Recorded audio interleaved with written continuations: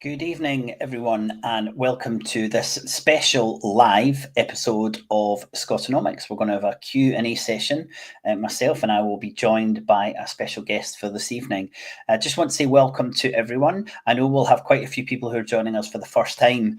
So my name, if you don't know me, is William Thompson. I'm the founder of Scotonomics. I'm a political economist, and we've been spending over 2 years now trying to help people help people understand a little bit more about the Scottish economy, the UK economy, and the global economy. And tonight we've got a very specific topic to discuss, which is the recent decision by the Scottish Government, should they be returned, the SNP administration in 2026, to issue government bonds, Scottish government bonds, which would be the first time that's happened. So this show is going to be as long as we have questions from the audience. We want to be quite precise and condensed in this so that we can encourage a lot of people to watch this episode to make sure they understand everything about this idea of issuing bonds. So please do, any questions and comments, drop them in. I'll make sure myself or my special guests for this evening answers them. But also please do feel free to drop in any thoughts you have on any of the issues we cover. But welcome everyone, let's get going. Hello, Jim. You're my special guest, Jim Osborne from the Scottish Currency Group. Thanks very much for joining in this evening. Hi, William. I've been looking forward to this for a few days. So, yeah, good to be here. Brilliant. Let's get stuck into it. Before we get into the content, though, why don't you just introduce yourself a little bit to our audience? My name is Jim Osborne. I'm a member of the Scottish Currency Group. I've been a member of the Currency Group since 2020. I was involved in the Yes movement in 2013, 2014. I've got a particular interest in pensions, but I've got a wider interest in currency and public finances more generally, and I've taken a particular interest in this issue of Scottish government bonds. Fantastic. Well, thank you very much. We've both written articles. I think we both posted them, maybe not last week, the week before. Yeah, the article I wrote was published in Bylines on the 18th. I published an article either the same day or around about the same time on the Scotonomics website. It was interesting, Jim, wasn't it? Because they're completely separate. You and I didn't speak to each other about them, but there's certainly some key themes that any reader would come out with, a lot of consistency in what we wrote. For those who haven't read either of those articles, I've actually put links into the comments, and they're also on the show notes beneath the video on the platform you're looking at. But do you want to just give us a few kind of highlights or a summary of the article that you wrote as an introduction to what we're going to cover tonight? Yeah, sure. So there were several themes in the article I wrote. One of them was really just to go over what I saw as the main motivations and rationale by the Scottish Government for issuing these bonds. I also spent a paragraph or two explaining the difference between primary and secondary bond markets and the significance of that difference. I also those were the two main parts of the article. One of the things I didn't cover, and that was really because I ran out of space given the word limits I had to work with, was ask the question what was the process by which the Scottish Government had in mind for issuing these bonds? Because there's no mention of setting up the equivalent of the UK's Debt Management Office, for example. So I think that question is left hanging, and it seems likely that the Scottish Government are going to outsource the issuing to some big investment bank or other and pay them thousands of pounds in fees to do that, which is completely unnecessary. And the main conclusion of my article was that if the Scottish Government is going to issue bonds, which I thoroughly agree with, and I've done for a long time, so does the Scottish Currency Group, is that it doesn't make sense to issue bonds at this stage into the global bond markets. It's more sensible to issue the bonds to domestic investors domiciled in Scotland, and that includes the general public. Scottish Government should not be issuing bonds in global bond markets until we have our own currency and we're independent. So those are the main issues. So in terms of the motivations at which I picked up from reading the outline plan document was. One was to attract more foreign direct investment attract more interest, foreign investors in the Scottish economy. Secondly, it was to try and establish Scottish government credibility in the bond markets. Thirdly, rather worryingly, one of the motivations was they saw issuing bonds as a means of strengthening fiscal discipline, to quote the paper. And the other motivation was to diversify the sources of borrowing, which in principle is sensible, but not the way they've chosen to do it. Yeah. Okay. Fantastic. I think I would just add there, because that's a really good list you've got. You've got the reasons that they did this was FDI, credibility, fiscal discipline, and diversification. But also, I wanted to, excuse me, or I picked up this idea of a little bit of kind of path dependency, and that eventually we'll have to go to international markets for our bonds when we're independent. So why not start this now? Let's get the ball rolling with us understanding, being seen, being known in the financial markets. So would you agree that's kind of another, they are looking ahead slightly towards independence? Yes, they're looking towards independence, but I mean, for me, the fact that they're looking forward to independence within this kind of mindset is worrying. Okay, great. Yeah, I think what is unusual is to see them doing something where they are actually looking ahead to independence. That's fairly rare when you look at Scottish government. If you looked at the Scottish National Transformation paper that they did a couple of years ago, or anything really, that's pointing towards an independent economy, it looks like someone somewhere is at least thinking about how does this impact when we're independent. So that is quite unusual. Well, thanks very much for that. My post was similar. I basically said that it's much more of a political decision than it is an economic one, because it's a relatively, you could even say, trivial amount, and we're talking 450 million each year. It's absolutely tiny when you compare it to government spending or overall Scottish GDP, but there was certainly a political aspect in behind it. What I also picked up on, similar to you, was that there's the framework that this has been created under is clearly a neoliberal framework, and you already highlighted this idea of fiscal discipline, which you'll never really hear a heterodox economist say that. We would talk about sound finance rather than fiscal discipline, and also the credibility of the bond markets. Those were a couple of things that kind of that popped up to me. I thought what was quite interesting was to look at who had given this advice, and I uploaded the investors panel, and I said, who was it that was actually giving, who was asked for this? The process would be the government said, we want to, let's say diversify, get more FDI. What should we do? And the answer came back, let's go to private banks for finance. And I put in my blog, if you ask a group of bankers and lenders if it's a good idea for the Scottish government to borrow from them and pay them interest, very likely to say yes.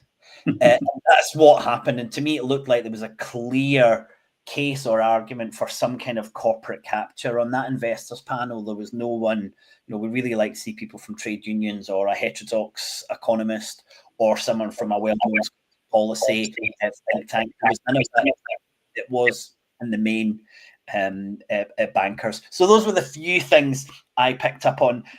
We've got the first question coming in. Thanks, Hashbury. Jim, I'll drop this one to you first. Okay, I'll put it up on screen.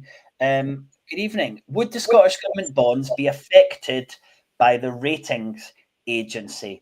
Okay, this is a brilliant question to start with, because it kind of gets to the hub of the issue here. We heard the Scottish Government Minister saying this is fantastic because our bonds have been classed at the same as the United Kingdom. So that means that the bond markets are looking at us and saying, hey, those guys are a great bet.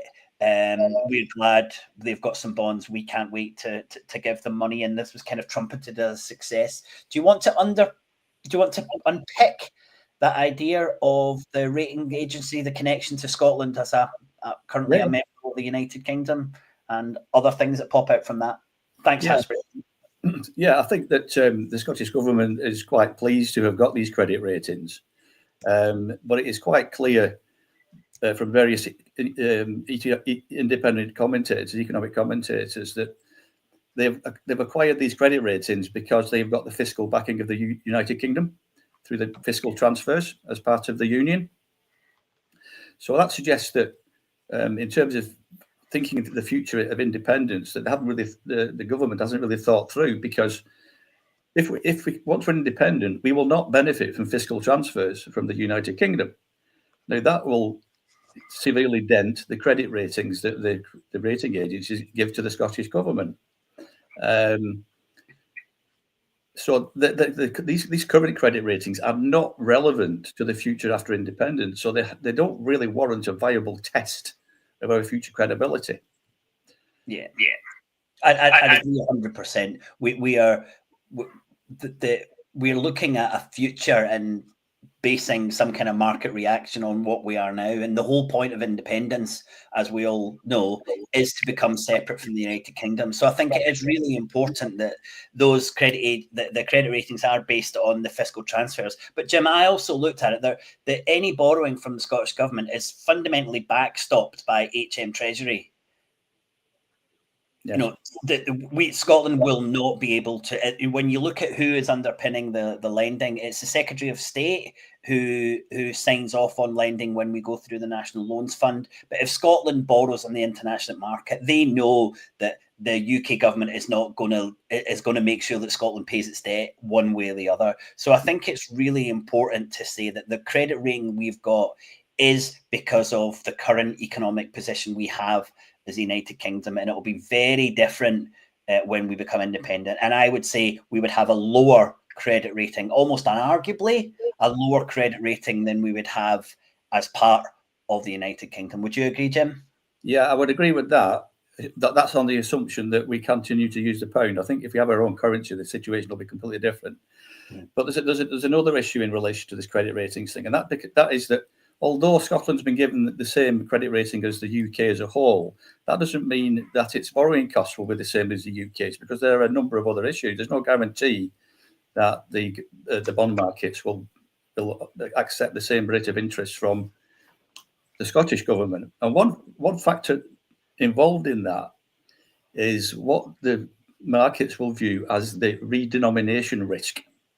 You can give that another nickname. It's the independence factor.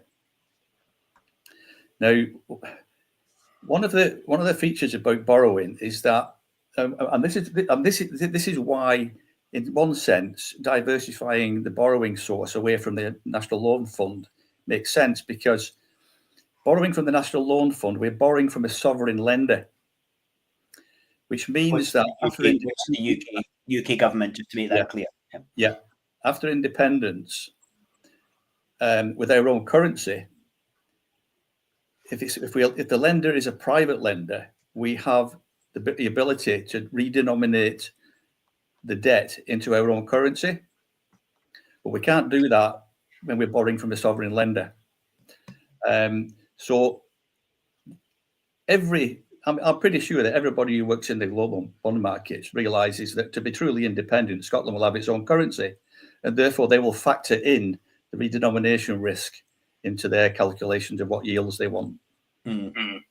Okay, that's I want to come back to borrowing, because I want to apologize to the audience, because Jim, you and I have jumped straight into this and we haven't really explained what the current process is. So that's completely my fault. Do you want to do a little 1-minute summary of what this announcement was? I said at the start it was 450 million for us to borrow, for Scottish Government to borrow with Scottish bonds. But do you want to put just a wee bit more context, just so that we know that people are all on the same page? Well, we don't know how they're going to issue them, but whether it's going to be through an investment bank or through some government body within the finance ministry. Not sure about that. But what they will do initially, these bonds will be sold into what's called the primary bond market.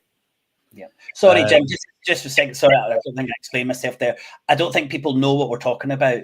I've just had a comments. Yeah. So basically, the Scottish Government is able to borrow at the moment 450 million every year from the National Loans Fund. And we do that through the Secretary of State for Scotland, and we borrow money on Scotland's behalf. And we do that through the UK, effectively through the HM Treasury or the UK Exchequer at the moment. The Scottish Government said, well, actually, if we're able to borrow a total of 3 billion, why don't we borrow 1.5 billion from international markets rather than from the UK government? Now, this is all within the fiscal framework. They can't borrow any more than that. They're only able to borrow this certain amount. But the decision is to effectively, as I said in my article, was to almost switch lender. Right now, we're borrowing 3 billion from the National Loans Fund, which is a UK government, and we've decided to borrow 1.5 from international finance markets. And that's the detail that we want to kind of unpick. Okay, brilliant. I've just had a couple of comments from viewers, so hopefully that's got us all on the same page. Okay, Jim, do you want to go back to this idea of the primary and secondary bond market? We often hear commentators talk about bond markets reaction and bond vigilantes, and I often say the question should be, which financial market are you talking about? Which bond market are you talking about? So do you want to give us a little rundown on the difference between the primary bond market and the secondary bond market? And then I think we'll be able to go into a lot more of the detail. Well, the primary market is where the market where the bonds are first issued into. These are the first purchasers of the bonds, and they will say it's a £1,000 bond that matures in 10 years with an interest rate of say 5% on it. So the primary market buys the bonds on those terms. Now, there's a lot of talk about how the changes in interest rates are influenced by the bond markets and how that affects the cost of government debt. But trading activity in the bond markets does not affect the government's liability for that bond once it's issued. A 10-year bond for £1,000 with a 5% interest rate is paying £50 interest a year. That stays fixed. So over 10 years, they'll pay £500 in interest in total. And then at the end of the 10 years, they will pay the £1,000, what's called the principal, back. So their total liability is £1,500. That doesn't change, regardless of what happens to that bond in the secondary markets afterwards, where they're bought and sold by bond traders. And bond traders are buying and selling not because they're particularly interested in how a government's doing or how the economy's doing. They're more interested in maximising the returns for their investors, who they work for, the pension funds or individual investors. They're just trying to maximise the returns. So they will be shuffling their bond portfolios around to try and maximise those returns. It's nothing to do with what a government's doing or its government's policies. Fantastic. So Scotland will be issuing all these bonds in the primary market. So we'll be going to market and saying, this is what we don't know if they're going to do it by auction or if they're going to set a set price for it. We don't know any of those details yet, and we really need to find that out. But let's assume they go to market. We have got 450 million worth of new Scottish bonds. Who wants to give us funding for that? That's the process. Now, you kind of covered briefly there this idea of borrowing costs, and you gave us an outline there of how much more we might need to pay. What would be your assumption? Is Scotland likely to have to pay more to borrow on financial markets than it does currently from the National Loans Fund? What's your gut tell you on that? That's a difficult one to predict, to be honest with you, William. The National Loan Fund, the interest rate charged by loan from the National Loan Fund is 0.11% above the bank rate, which is very low for So I mean, it's not going to take much for it to become more costly to issue on the bond markets, that's for sure, particularly if the bond markets are taking account of this independence factor and the redenomination risk that I talked about a few minutes ago. Yeah. So yeah, it's very hard to say they can do it more cheaply. Yeah. Okay. I think that's a good answer. Also, on top of that cost, we have to add in the expense or the cost of issuing these bonds, because the banks don't do that for free. They're going to charge, as you said at the start, maybe tens of thousands, if not hundreds of thousands of pounds for, maybe they're going out and seeing who's interested in putting them together, or they're going out and selling it and managing it. There's certainly going to be an extra cost compared to where we are now with a new process. Have we any idea of what that cost is, Jim? I can't remember, but the report that the government issued, the outline plan of the programme, it discusses these costs, and there's a number of charts which set those kind of cost scenarios out. I can't remember the actual details, but they are there in the report. Yeah. Okay. Great. So there's some kind of ideas that there will be an extra cost to this, and as I said in my article, it's clearly this is going to cost more.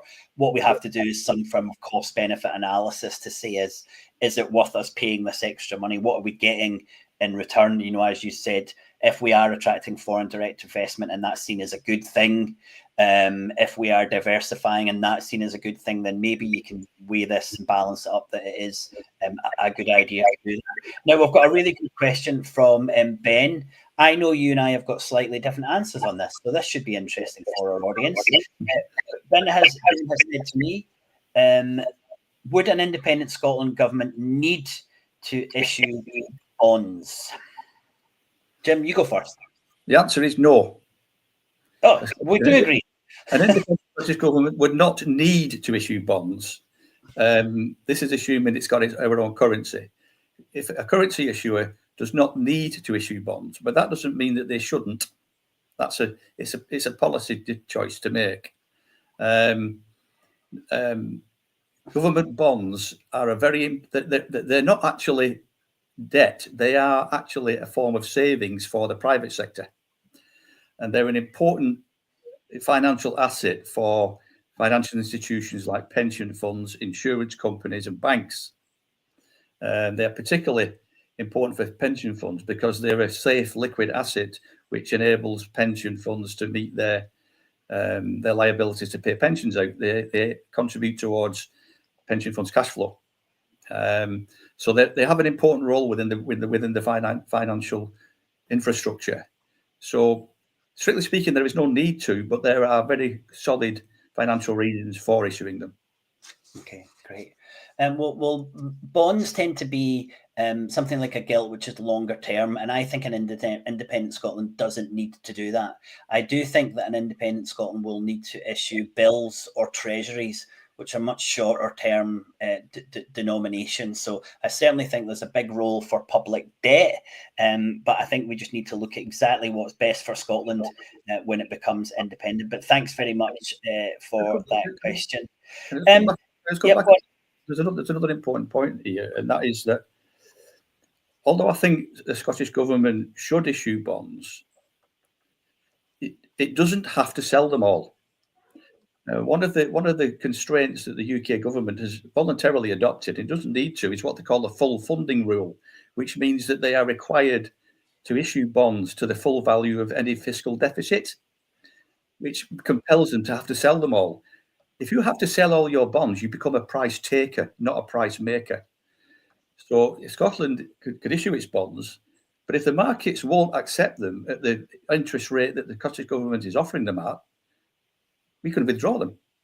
Yeah, that's a really good point, and that will be really interesting to see, because you would hear an argument, well, if we did that, it would completely undermine our credibility because bond markets need to know that we're going to be able to buy they're going to be able to buy what they want. So it's a really interesting point.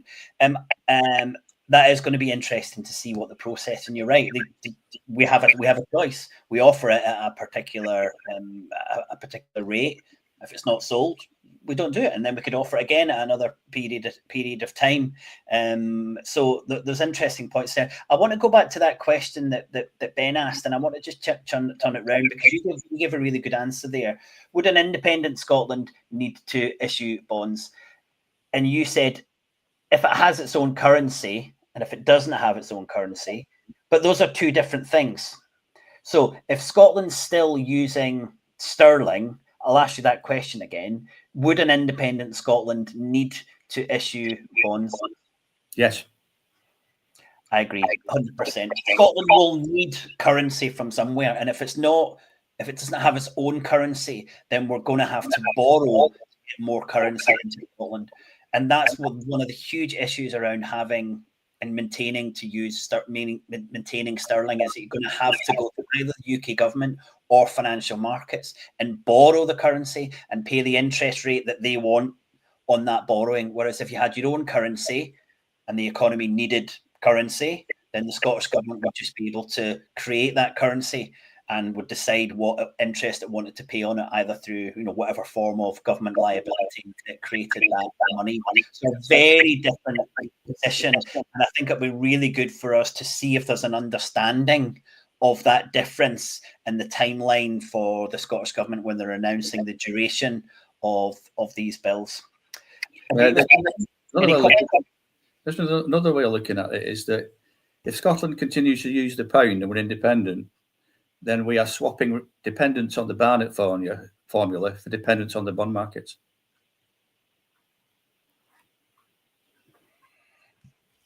Absolutely. And these are this is a decision that I think the Scottish government are clearly making, and whether or not that is, as I said, purely political or economic or financial is an interesting question. Okay, I've got another couple of questions here. Could independent Scottish bonds, so assuming the bonds that we're talking about, be used as personal private savings?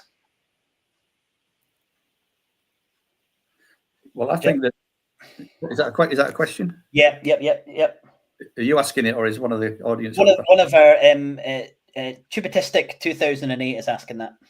Right. Okay. Well, my response to the announcement of this bond program was that yes, Scotland should issue its bonds, but it should issue them to investors and savers domiciled in Scotland. One good reason for that is that it keeps the interest rates in the Scottish economy. You mean the interest repayments? Sorry? Do you mean the interest repayments in the Scottish economy? Yeah, the interest repayments stay in Scotland, so they benefit Scottish savers and investors. In the overall scale of things, a 1.5 billion bond issue is vanishingly small in the context of the global scale of the global bond markets. It's invisible almost. I mean, it's even minuscule against the UK government's annual bond issuances, which is in the region of 300 billion a year. So it's a tiny speck. And there is plenty of capacity within the Scottish economy for savers and investors in Scotland to take this bond issue up within Scotland. I mean, for example, the local government pension schemes currently manage assets in the region of 70 billion. 1.5 billion of them is a drop in the ocean. So the capacity to absorb this bond issuance within Scotland exists, and we should use it. Great. And we need to get to the bottom of that, exactly why that hasn't been the chosen destination, and more news on how we're going to do that later. But I'd say to Tubitistic, it's such a good question, because we would want the answer to be yes, this is exactly what the bonds are for. They're to allow Scottish private sector, private investors to invest in Scottish infrastructure and receive the rewards from that. That's not how it looks at the moment, because we're expecting in financial markets, which would be predominantly financial institutions, to buy these bonds. Now, it's very possible they could buy the bond and then they could offer them for sale.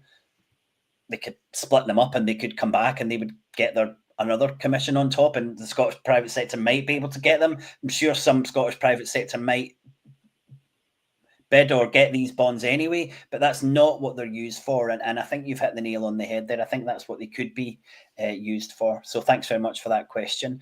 Next one, should the benefit from issuing bonds be spent on infrastructure or improving services? And Hashby, I think you mean, what are we going to do with the money? I think that's what you mean, and that's pretty clear these are bonds that are going to be spent on investment, and John Swinney has said they will help us fund infrastructure assets in Scotland. So that is what they're going to be used for, which is exactly what money from the National Loans Fund does right now. And John Swinney was really clear in his press release. He said, this is not new funding. This is replacement funding, and this is not going to do anything different than the funding we had before. So he was really clear in that, which was good for him to say that, because it does kind of narrow the other reasons why we're doing this then. Well, any borrowing powers that the Scottish Government have within the fiscal framework are limited to capital investment anyway. You can't use it to cover day-to-day spending. Great. So got to be for some form of infrastructure. Now I've got, let me see, I'll ask you another question and then I'll go through, because we've got quite a few questions coming in. But have we any idea on the term of these bonds? So let's say it's 20, they said it's between 26 and 27. But let's say in 27 we issue bonds. They'll have to be repaid in sterling. They'll have to be over at least 5 years, maybe more, if we're expected to get some form of return from the investment.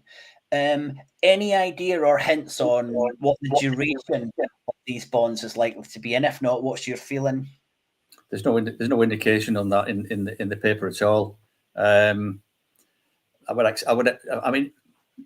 Different maturity of bonds, different lengths, 5 year, 10 year, 30 year, 50 year, they all attract different rates of interest. Longer dated bonds tend to require a higher rate of interest to be offered. Shorter dated bonds offer a lower, can be sold at a lower rate of interest. So I suspect they will probably go for the shorter end in terms of the maturity of the bond issue, but I'm not sure. But if they were going to issue to the Scottish public, then I would say that a 5 year bond would be about the right duration for that, so that people are tying their personal money, their personal savings up for a limited period of time. Whether or not bonds issued to the general public would be allowed to be bought and sold on the market is another question. I've got an open mind on that, but potentially you could have non-transferable form of 5 year bond issued to the general public, and they could be made available through the post office network or local banking hubs, which often partner with the post office. Yeah. Okay, so no real idea. I mean, the UK sells bonds right up to 30 years, so we've got no kind of indication. But what you would hope is that there would be an understanding that these bonds shouldn't be sold over that includes a period of time when Scotland has its own currency. That's kind of what I would be. That's kind of where I would be looking at, unless we were pushing that to be able to redenominate those debts. It is a fairly complicated process, and it'll be really interesting for us to understand exactly what the thoughts are around the redenomination and the length of these bonds, considering Scotland will be hopefully potentially a separate nation by the time that these bonds expire. Here's the technical, and this is probably a legal question, Jim, so we'll probably just have to take the question. But what happens to bonds issued under Scotland as part of the UK? Does an independent Scotland have to honour them, or is the RUK, would they be responsible for pre-independence bonds? And I take it, Martin, you mean including the ones we're issuing now? Jim, any thoughts on that? I think the Scottish Government will be responsible for them. Any borrowing in GB pounds, which is still outstanding for repayment at independence, will have to be paid back to the UK government in GB pounds. Bonds which are issued to private investors, any that are outstanding at independence, if we have our own currency, they could be redenominated and paid in Scottish currency. But anything that's been issued in terms of a loan from the National Loan Fund, which is still outstanding, would have to be repaid in Scottish pounds and in GB pounds. Okay, great. Well, what I would say is if we borrow from the loans fund, it is underwritten, signed off, sponsored by the Secretary of State for Scotland. So that issuance of money can come into question, because when you say, well, actually, who is it that's underwriting this if we don't want to pay it? Whereas if we go to the money markets, it will be probably Shona Robinson who will sign this on behalf of the Scottish Government, which means there'll be a legal contract between the Scottish Government and lenders rather than the UK Government via effectively an intermediary. So I do think that the money that we'll borrow will have to be paid by the Scottish Government. I don't think there's any way out of that if anyone was thinking about a need for there to be an out. But as I said, Jim, we're speaking about such small amounts that really this idea of kind of running up loads of sovereign debt, and we're just not really there, because we're talking about 1.5 billion, which is just a tiny percentage of overall government spending or Scottish GDP. Scottish GDP is 220 billion. So it's not even 1% of that. So it is a tiny amount. I don't want us to get too concerned about owing that little bit of money in what will be a foreign currency. Alan has a comment, I think, but Alan, I'd love to know if you've got any more information on that question. Isn't there a caveat regarding independence attached to the possible loan? I haven't seen the detail. I don't know if there is. Jim, have you seen anything that would suggest that there will be some kind of independence caveat into these loans? No, I've not seen anything of that. No. Alan, if you have, please do drop us where you're picking that up from, and any more questions, that would be great. So we've covered a few of these issues that we said in the comments we were going to do. What we haven't spoken about is, what does this tell us about the economic framework that the Scottish Government are using at the moment to understand finance, money in Scotland? And then second part of that, what does it tell us about the understanding of how things would or wouldn't change in independent? Do you want to do the first part of that, Jim? And then I'll do the second. So what does it tell us about their understanding of money and finance now? Well, the whole reading of that report, it's completely dominated by orthodox thinking about what money's all about and about the whole issue of currency. There isn't any long-term consideration of what the implications of all this is post-independence. They don't seem to have thought through the reality that if we continue to use the pound, the credit ratings will plummet and the yields demanded by the bond markets will soar. They haven't thought that through. And they also haven't even thought about, well, what if we had our own currency, which completely transforms the whole landscape completely. So today's credit ratings and today's bond yields, when they do hit the market in a couple of years' time, they're completely irrelevant to what happens after independence. We're in a completely new scenario then, and they haven't thought that through. You said that there were some signs that they were starting to think about preparing for independence, but if the government was really thinking seriously about preparing for independence, they would be thinking about creating a prototype equivalent of the Debt Management Office. They may even be starting to think about creating a prototype stock exchange where domestic investors in Scottish bonds can buy and sell them. They're not thinking about these kind of issues. So the time horizon seemed to me to be very short term. Okay, that's good. That was me giving the Scottish Government the benefit of the doubt, which I don't tend to do very often, Jim. So give me that one, please. But I agree with you completely. This is an opportunity to start to develop institutions, and a debt management office tends to be the part of the government that issues and retires public debt. And what Jim's saying is that if we're going to do this seriously, then it'd be quite a good idea for us to start doing that now, because there's absolutely no reason if we're issuing public debt, we couldn't have a Scottish debt management office. And I'll take your point on the stock exchange as well and say this is an opportunity to say to people that we've got assets, Scottish government assets that we would like to be traded in Scotland in some way or other. So it'll be interesting to see if there is any thoughts and consideration about how a decision like this can be used to start to create the types of institutions and the infrastructure we need. That was a two-part question, and you've tied them together about what does this tell us about the economic understanding now and in the future. And I think you did a really good job on that. So all I'm going to add is that this is further evidence that there's a really clear understanding in the Scottish Government of the different economic impact of having your own currency compared to using sterling. It's almost like this is just seen as, well, it's just another little sign in front of some money. And what you and I would both argue to the hilt is that this is a huge fundamental difference between how you manage an economy as a user of a currency or as an issuer of a currency. And we picked this up in the EU paper.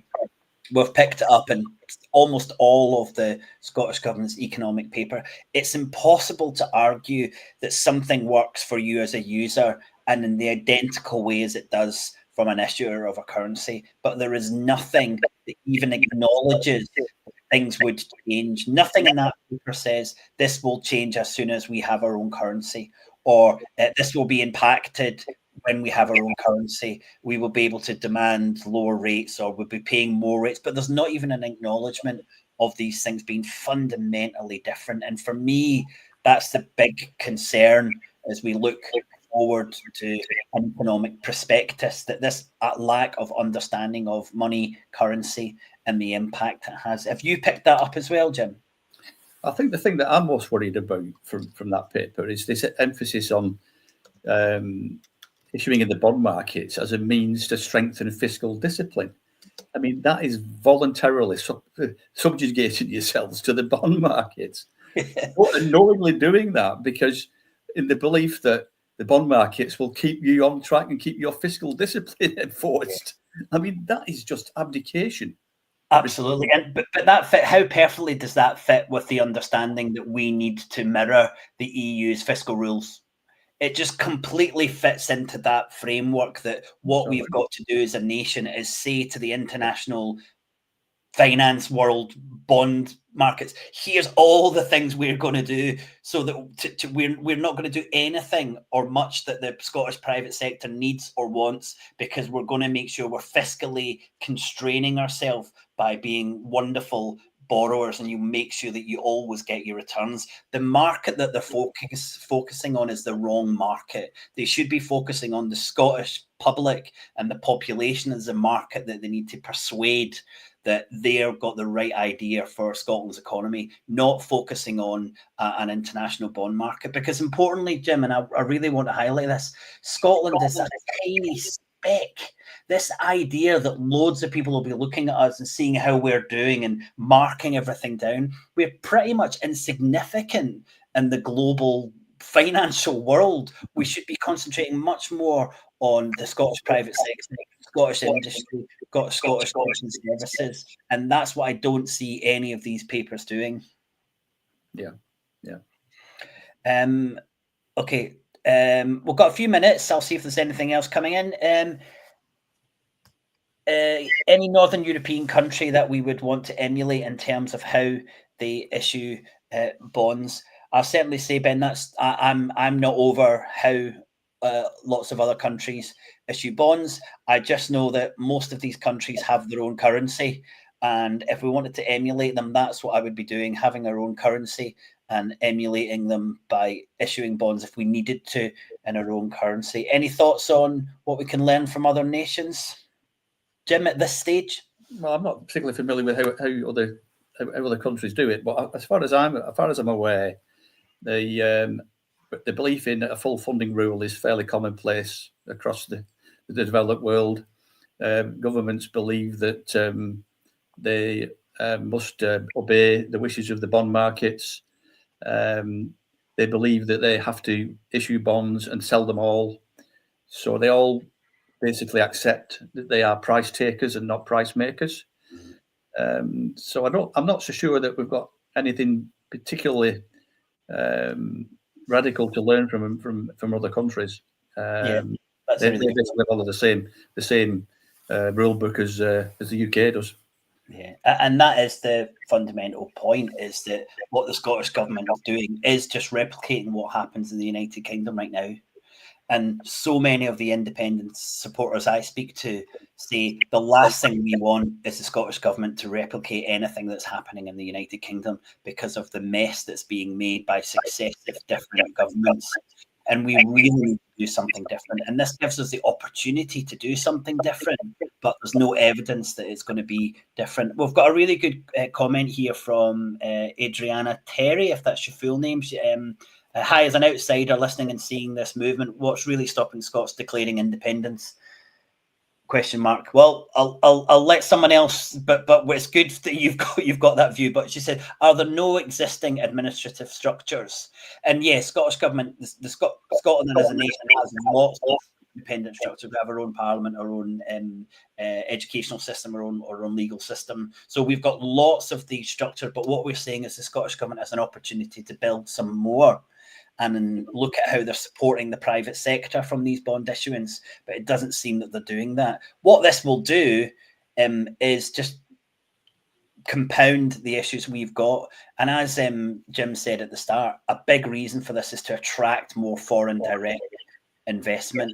And let's just finish on that. It's certainly something that we're going to look into a little bit more. We need some evidence that attracting foreign direct investment is good for Scotland in the medium and the long term. Wouldn't you agree, Jim? Absolutely. Yeah, I mean, the Scottish Government seems to be oblivious to the fact that foreign investors come here to make profits. They're not coming here to benefit us. They're coming here to benefit themselves. So it might not to happen in the first few years, but in the long term, they end up shipping more money out of the country than they brought in repatriated profits back to their countries of domicile or even into tax havens. Scotland already loses 6% of our GDP through capital outflows from foreign investors. Yeah, that's right. Well, our figures that we put together for the sectorial balances said it's probably closer to 8% in total of GDP that leaks out of the Scottish economy every year. So although this is a small amount, if this goes out to financial markets and we are paying interest to foreigners, that 8% will go up to 8.1% or 8.2%. We should be saying we will pay interest into the private sector in Scotland so that money doesn't leak out. So on so many levels, using the work that we've done on sectorial balances and understanding about the impact of FDI, all prove there's an underlying neoliberal economic framework that's being used by the Scottish Government. I think this will be the last question, Jim. Can the UK do anything to kibosh any plan like this? I.e., can they make the bonds worthless, boycott them with a few choice words in Westminster? Not sure if they would, but they could. They constantly lie about Scotland just now. What do you think? Yeah, I don't think that's very likely. I mean, the bond markets have their own motivations for buying and selling bonds. They're more interested in how different types of bonds from different sovereign issuers and the maturities, how all those factors play out in their search for maximising their returns for their customers. That's what they're bothered about. So I don't think that's an issue. Yeah, no, I don't think so. I think the only thing that would happen is that, for example, if Scotland didn't have a full funding rule and put bonds to the market and then took them back and said we're not getting enough money, you would imagine that hay would be made in Westminster about how we were unable to sell all of our bonds. And these are the issues that that the Scottish Government is deeply concerned about, because it doesn't have the confidence, the commitment, or the understanding where it can go out and explain why this is a good thing, why it's the best thing to do for Scotland. They're just caught up in this really difficult communication bubble that sits under and underpins this neoliberal framework and understanding of the economy. So certainly, I think if we have to pay more for our borrowing, then Westminster parties are quite well within the rights Why is the Scottish Government paying more borrowing from financial markets when it could borrow less and pay less and interest to the National Loans Fund? So there are big problems ahead for the Scottish Government with this. So they really better get it right. And last question, Jim, would one of the primary values of a bond issue be in building the expertise prior to independence? Yeah, there's a yes but there, isn't there, Jim? Yeah, there's a great learning opportunity here for people, for politicians and people who are interested in managing Scotland in the future. This is an opportunity to start learning, which is why it's a bit of a tragedy, really, to be thinking that we have to outsource the administration of this to an investment bank. Yeah. Well, ourselves in-house, and we'll learn in the process. Okay, we might want to get a couple of experts from the investment banks in to kind of help, but don't leave it to them. And that's just reproducing dependence. We need to learn. If you're not willing to take a step forward and take an adventure, you never learn anything. Yeah, absolutely. So you completely hit the nail on the head. This is a wonderful opportunity, but it's Ernst, or EY, I think they're called now. It's EY who've been giving this project to oversee. And as Jim said, it's very likely that this will be given to maybe even not a Scottish-based investment bank or financial house or someone to look over. And this should be an opportunity for us to build state capacity, not to just fund more of the financial services sector. Thank you very much for your questions, Jim. We did more than 45 minutes there. So thanks, everyone. I think I looked at my list, Jim. We got through everything that I'd hoped we would. So I really hope that people will share this, and it will be helpful for people who just want to get a little bit more information on what's going on. And I said we had a little update. Jim and I are meeting the Project and Policy Manager, Exchequer Strategy and Analytics Division of the Scottish Exchequer, the Scottish Government, in a couple of weeks' time. So we're going to ask a lot of the questions that we've covered tonight to see if we can get some answers. And Jim, maybe in the new year, we'll come back and tell everyone what the progress has been. Either a show or maybe we'll do a joint article. But I think it'd be really important to keep people up to date about what this plan is and impact. And I think it'd be really important for the Scottish public to understand the reasons for this and why other avenues weren't taken. Okay, thanks everyone for joining us, Jim. Nice to see you. Thanks for joining me on the show. We'll be back soon enough with an episode. Thanks everyone for joining. Please do share this episodes and help people understand a little bit more about the decisions that are being made now. Do hang around for 20 seconds more because I've got a little advert. Thanks so much. See you all soon. Bye for now. If you're enjoying this episode of the Scotonomics podcast, please consider joining us on Patreon with a paid subscription for as little as £3 per month. Your support will ensure we can continue to create this podcast. Find the link in the show notes or head over to patreon.com/Scotonomics. Also, please do like, share, and comment on this podcast.